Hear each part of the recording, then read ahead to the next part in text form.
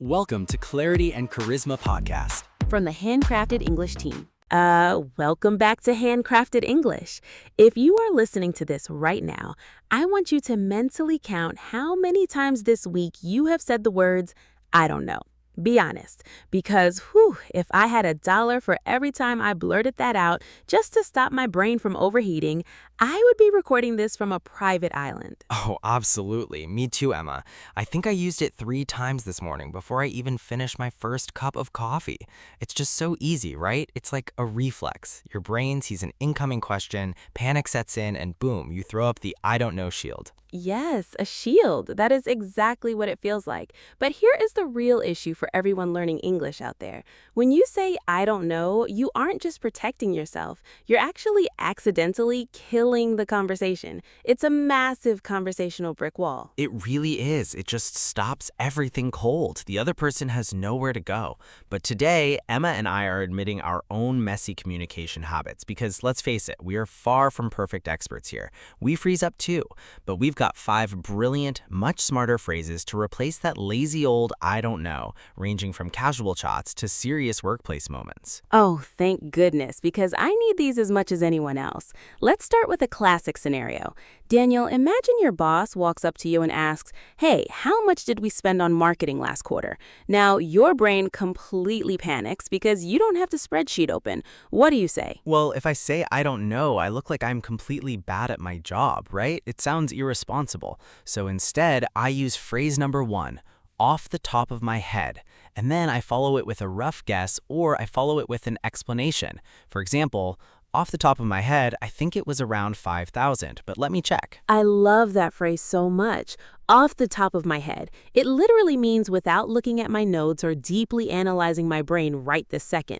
It protects you. It tells the other person, hey, I am giving you a quick guess, so do not write this down in stone. Exactly. It shows you have some idea rather than just a blank void in your skull. And honestly, Emma, I used to be so terrified of giving a wrong number at work that I would just stutter and say, I don't know. It made me look so detached. Oh, I have done that so many times, Daniel. It's that imposter syndrome, right? You feel like if you don't have the exact decimal point, you're a failure. But using off the top of my head makes you sound incredibly natural and human. It's like saying, I'm smart, but I am not a computer. Right. Now, what happens when your brain doesn't even have a rough guess? Like the screen in your mind is just totally pixelated and dark. Oh, that brings us to phrase number 2, which is beautifully descriptive. I'm drawing a blank.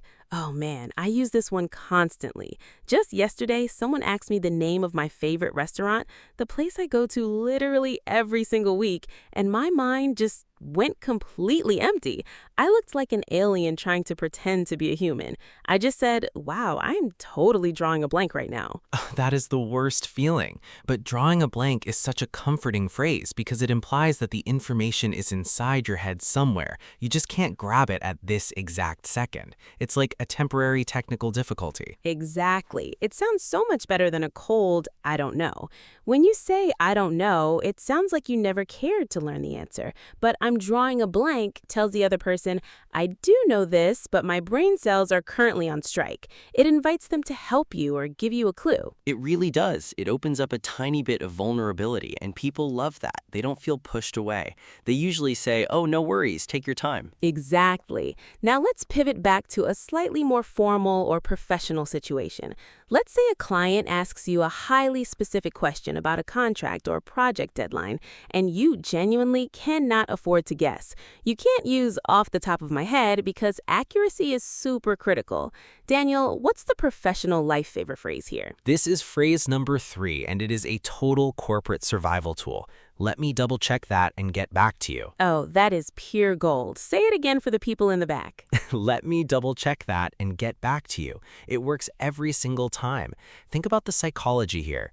When you say, I don't know, the client feels insecure. They think, why don't you know? Aren't I paying you? But when you say, let me double check that, you sound incredibly responsible, thorough, and careful. Yes, it shifts the narrative completely. You aren't someone who lacks knowledge. You're a professional who values accuracy. accuracy. And get back to you is a wonderful phrasal verb here. It just means I will contact you later with the correct answer. It creates a promise. And it buys you time. It lets you escape the stressful situation, go drink some water, look up the actual information, and reply calmly via email. I used to think being professional meant knowing every answer instantly. It took me years of messy mistakes to realize that saying, "let me double check," actually builds more trust than guessing. That is such a deep truth, Daniel. Thank you for sharing that. Seriously, it's a hard lesson to learn. Now, let's go to the complete opposite side of the spectrum. Totally casual, informal, hanging out with friends. Someone asks you a question about the future or something completely unpredictable, like, do you think it's going to rain during the concert tonight? The unanswerable questions. For that, we have phrase number 4. Your guess is as good as mine. Oh, absolutely. Your guess is as good as mine is the ultimate equalizer, isn't it?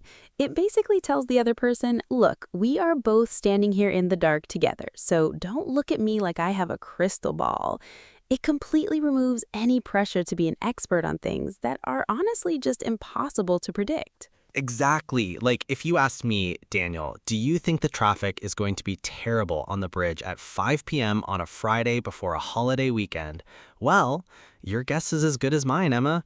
Probably terrible, but I don't have a magical traffic radar in my brain. It's just a great, lighthearted way to share the confusion. It keeps the vibe friendly and relaxed instead of making you sound unhelpful or annoyed. It really does. It keeps the conversation playful. And speaking of keeping things moving forward, that leads us right into our fifth and final phrase. This one is like the ultimate hybrid tool because it works beautifully in almost any situation, whether you're talking to a colleague at work, chatting with a stranger at a networking event, or just hanging out with your friends.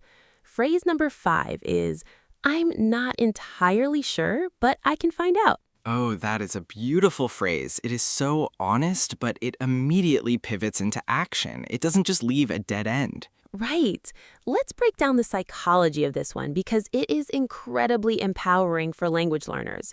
When you say, I'm not entirely sure, you are completely validating your own current reality. You are admitting, hey, I don't have this specific data point locked in my brain right now. But you don't stop there. You don't just give up and walk away. You immediately follow it up with a proactive promise. But I can find out. It is so proactive, Emma. It completely shifts you from a passive bystander in the conversation into a helpful problem solver.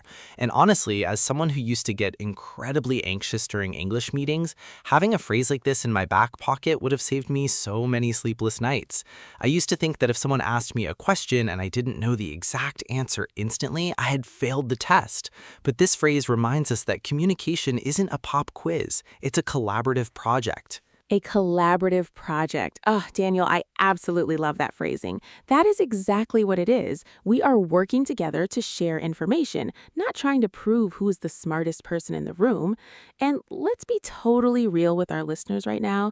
Even as native speakers, Daniel and I use these 5 phrases all the time because our brains freeze up constantly. We forget names, we forget numbers, we get overwhelmed. Oh, daily, multiple times a day for being completely honest. Just this morning, someone asked me what day of the week it was and I had to look at my watch.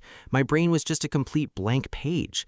So to all our amazing learners out there listening to this, please give yourself some grace. You do not need to be a walking encyclopedia to be an incredible English communicator. You really don't. So let's do a quick rapid-fire recap of our 5 lifesaver phrases before we wrap up today's episode.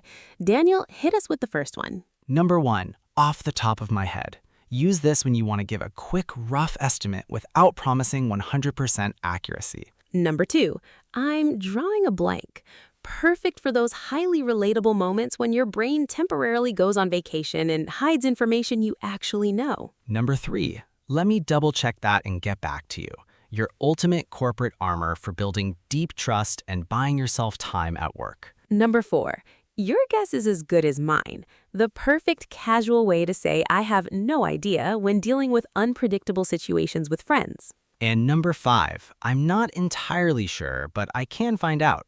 The ultimate phrase to show you are honest, proactive, and incredibly helpful. Beautiful. Now, your homework for this week is to pick just one of these phrases, just one, and try to use it the next time you feel that classic, I don't know, panic starting to creep into your chest. You can do it. We promise it gets easier with practice. Thank you all so much for hanging out with us today on Handcrafted English. You are doing a fantastic job, and we are so proud of your progress. Yes, absolutely. Keep practicing, keep being kind to your brain, and we will see you in the next episode. Bye, everyone. Bye-bye.